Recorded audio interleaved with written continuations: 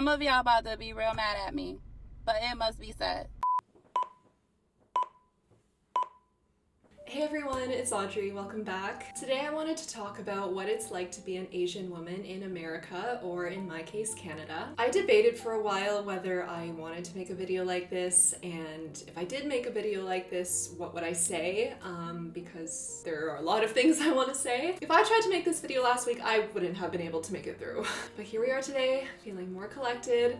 I've written down my thoughts to keep me on track, and hopefully I can shed some light on an issue that has been swept under the rug for way too long. Also, I realize I might just be shouting into the void right now, but even if a single person watches this and learns something from it, or makes another fellow Asian American sister out there feel a sense of solidarity, then I figure it's worth it. Before we get started, I do have a couple of disclaimers because every video like this seems to need them, but I might get canceled anyway, so.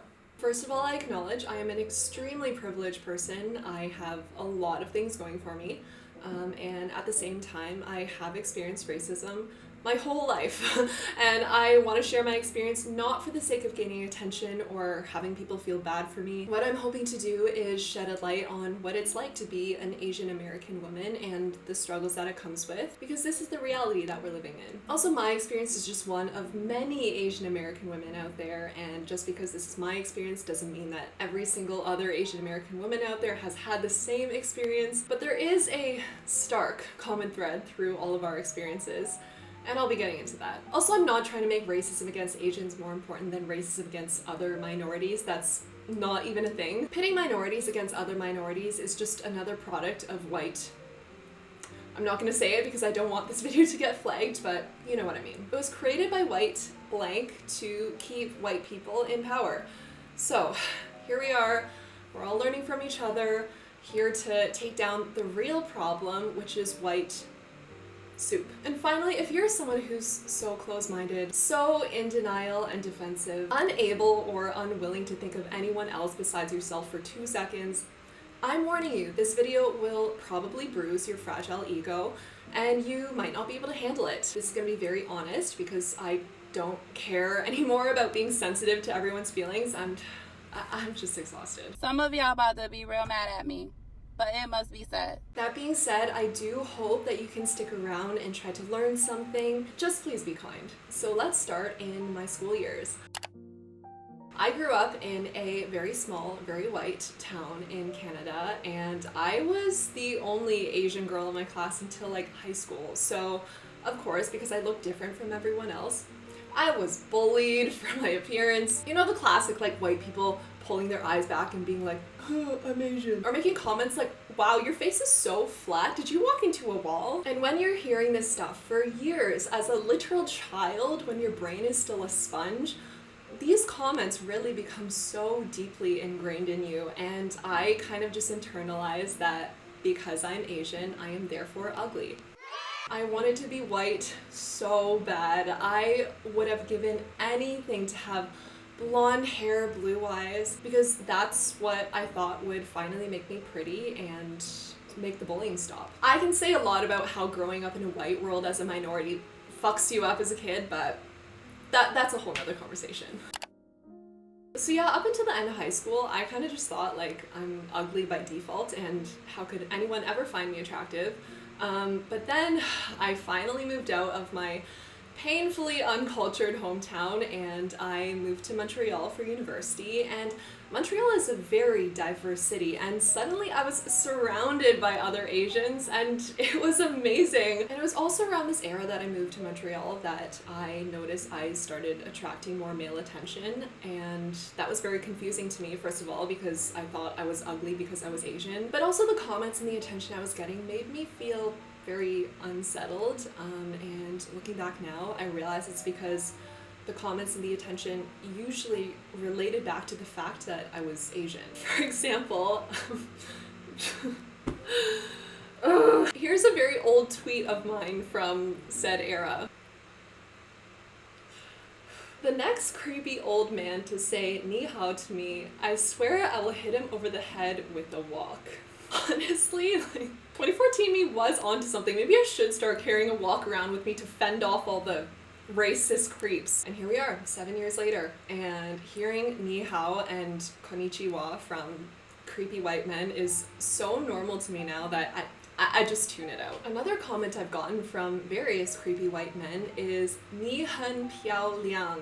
And yes, I did say that in a terrible accent on purpose. 你很漂亮 is Chinese for "you're very beautiful." And before you try to tell me that's a compliment, it is not a compliment. It is racist. Did I lie? I feel cheapened. I feel reduced down to one trait, that I'm Asian. Also the fact that you need to say that to me in Chinese, like why? Like, what if I didn't understand Chinese? What if I spoke one of the other over 2,000 languages spoken in Asia? You're just assuming that all Asians are a monolith and we all speak the same language. And if your intention was to compliment me, you can do it in English. It is my first language. Another one of my favorites is when I'm in a club trying to have a good time with my friends and some creepy white dude feels the need to come up to me and ask, "What's your background? What's your nationality? Do you speak English?" And these are usually the first things that this person asks me, like not even a hello first. The nationality one really gets to me. Well, according to my passport, it seems as though I am Canadian. I was born here actually. Are you gonna ask my white friend what her nationality is? And don't even get me started on the "do you speak English?" I'm just here trying to dance and have a good time with my friends. Why are you being so microaggressive? So because it seems that certain individuals don't understand why these comments are problematic, let's enlighten you. By asking someone what's their nationality, do they speak English, etc., your underlying message is you don't belong here. It is marginalizing. It is implying that I am somehow a foreigner when I'm just as Canadian as the next person. Like, this is plain English coming out of my mouth. So getting comments from random creeps is one thing, but when being Asian somehow has to become something that you have to be aware or careful of when you're dating, that's a whole nother ballgame. When yellow fever is a thing that's so pervasive, it's hard as an Asian woman when you're dating to not live in this constant state of questioning, like, do you like me for me, or do you like me because I'm Asian? And there have been times when those suspicions have been confirmed where I've been on dates with people and some of the first things they say to me are, "So are you gonna tell me your background or are you gonna make me guess? My ex was Asian, so I'm taking Japanese lessons." Like, how are any of these things relevant to anything? And I know for those white men out there who like Asian women, I can barely say that without vomiting. I know some of these individuals are going to defend themselves and say, "I like what I like." First of all, "I like what I like" is code for "I have sexualized my racism." Did I lie? If your dating history is a line of blonde women, then yes, you do have a type.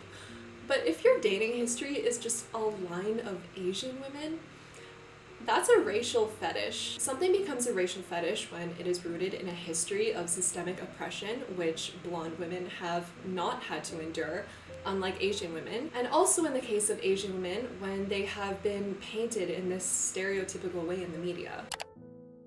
The way that Asian women have been portrayed in the media and pop culture has place them at the intersection of racism and sexism. And this is where I'm gonna have to look at my notes to keep my facts straight. The objectification of Asian women goes back centuries, all the way back to the late 1800s when the first treaty port cities opened in China, Japan, and Korea.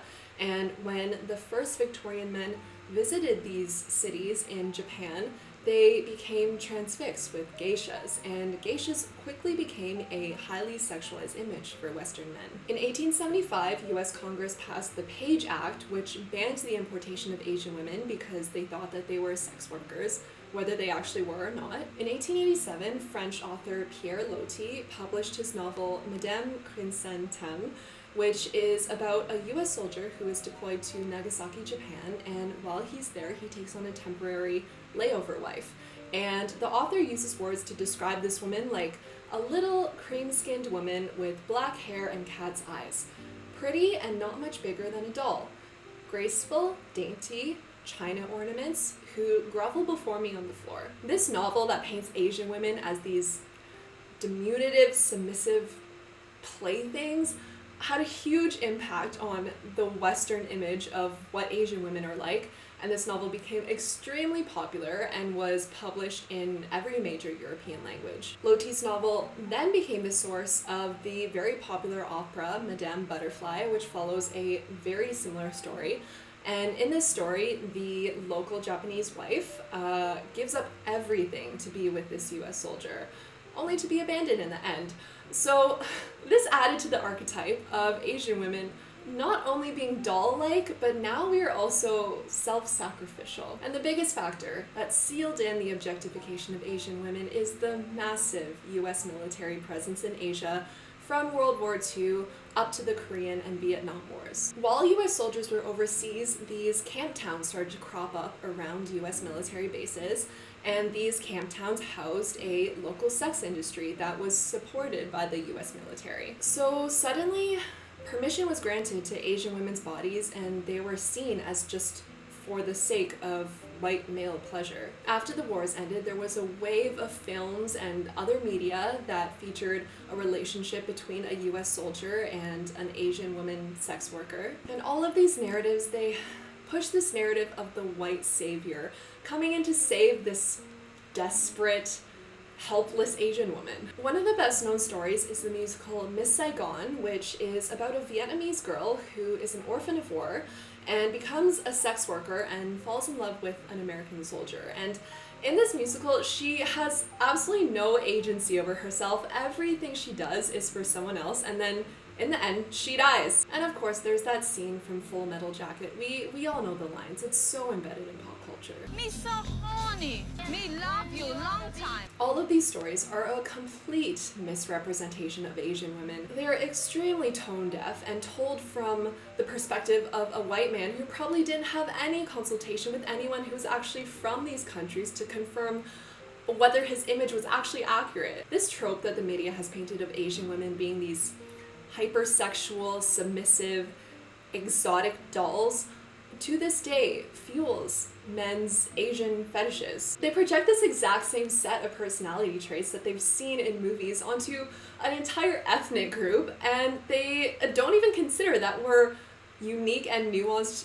human beings. So for all the white men out there that like Asian women, let me ask you, have you always liked Asian women? Or did you start being attracted to them after you started watching Hollywood Golden Age movies? Your preoccupation with race is disgusting, lazy, and tired, and you need to seek help. And I know some of you are still gonna get defensive and say, well, this was all in the past and it's not relevant anymore. Studies have been done that show alarmingly high rates of sexual violence committed against Asian women, and that these rates are significantly higher than any other ethnic group. Violence against Asian women is so normalized that 6 of us can get killed and it can just be brushed off as someone having a bad day. When you know all of this history and pop culture that paints Asian women's bodies as these containers for lust and desire, and you hear that a white man shot and killed 6 Asian women and then said that he was sexually addicted to the temptations that they offered, try telling me that these white men's actions were not fueled by these ideas of Asian women and that he was just having a bad day. I dare you. So no, I will not take being fetishized as a compliment. People are literally being shot and killed simply because they're Asian and they are female.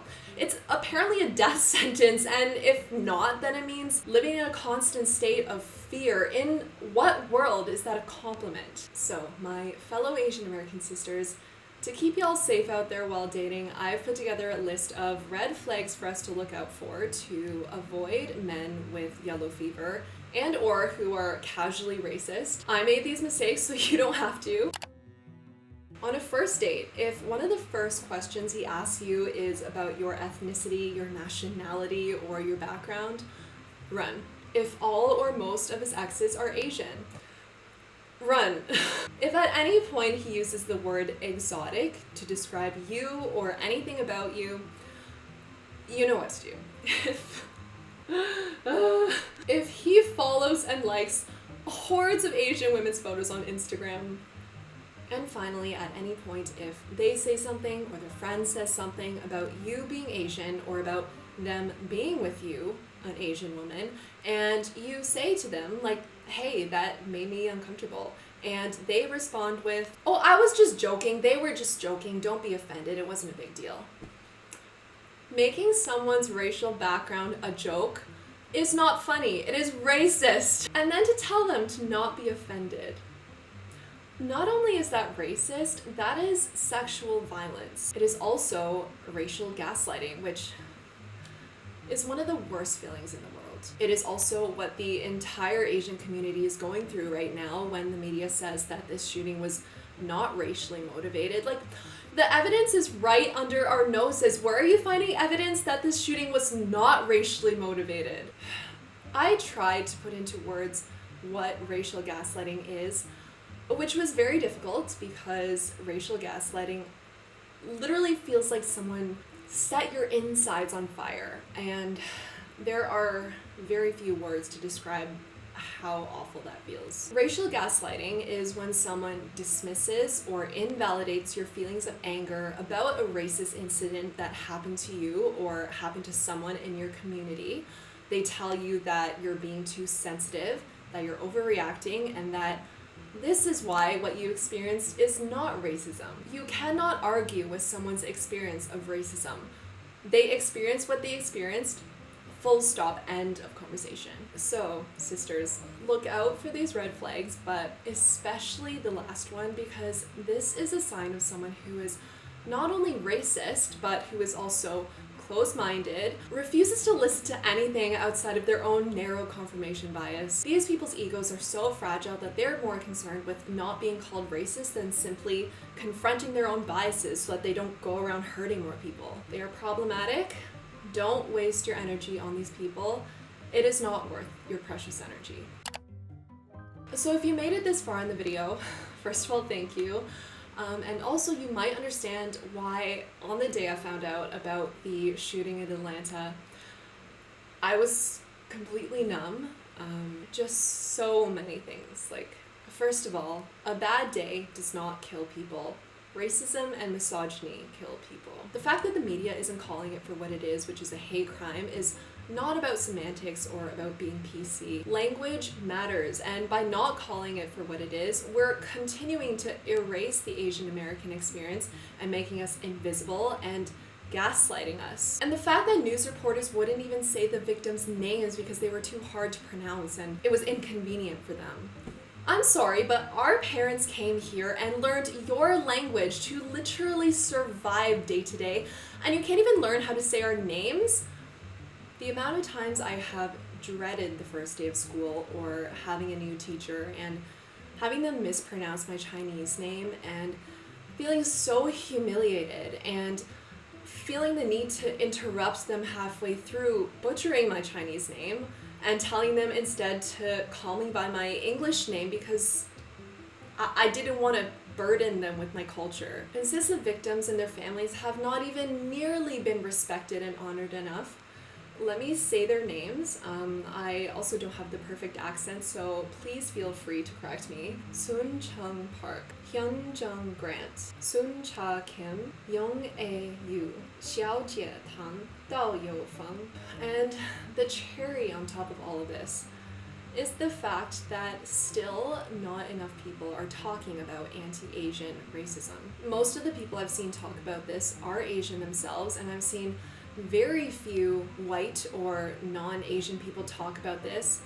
And yet, last summer, with the increased awareness in Black Lives Matter, there was an outpouring of support from people of all races. And when it comes to anti-Asian racism, crickets.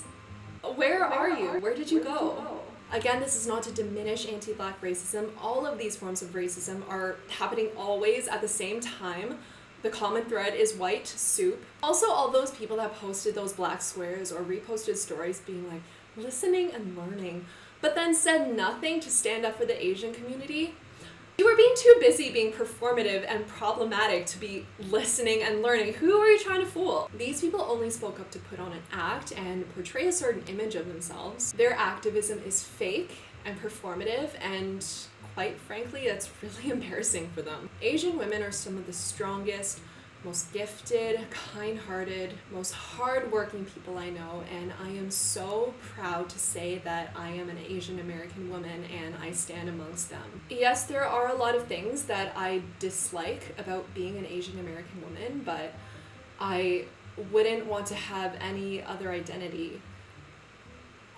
And it breaks my heart to think that this is what we're going through. So what do we do now? If you consider yourself a good person, you can start by recognizing the privileges that you do have, which can include being white, financially stable, male, cis, straight, able-bodied, English-speaking, etc. And I'll link some helpful resources in the description to help you along with this work. You can also read up and become informed about the oppression that Asian women have faced and continue to face. I can put some resources in the bio as well. Not bio, description, oh my gosh. You can become an ally, a real one, not a performative one, and this involves standing in solidarity with us and fighting alongside us to achieve justice so that people aren't killed anymore for simply existing. And this part is so, so crucial. We need people who are non-Asian and male to be our allies if we're ever going to solve this issue. Allyship also involves checking in with your Asian friends and asking them, like, what do you need right now? I am very lucky in that I have a lot of amazing people in my life who did just that for me, and I don't know how. I don't even want to imagine how I could have handled that situation without them. Allyship means listening to your racialized friends' stories and believing them and letting them know that you're there for them. Allyship means calling out racism and stopping it when you see it. When you see an elderly Asian person being physically attacked on the streets or having racial slurs being thrown at people instead of just standing there and doing nothing. And finally, donate. Yes, we live in a capitalist society where money is the ultimate power, so might as well use that power for good. I'll leave some links in the description as well for some GoFundMes and some organizations that are doing incredible work. This was a very hard video to make. To my fellow Asian American sisters, I see you, I'm with you, we'll get through this. To all my fellow Asians living in Canada and the US, stay strong, stay safe, stay clear of racists if you can. And to everyone else, I hope that this video opened your mind and that you can find it in you to stand with us. We all have a role to play here. Stay safe out there. Bye.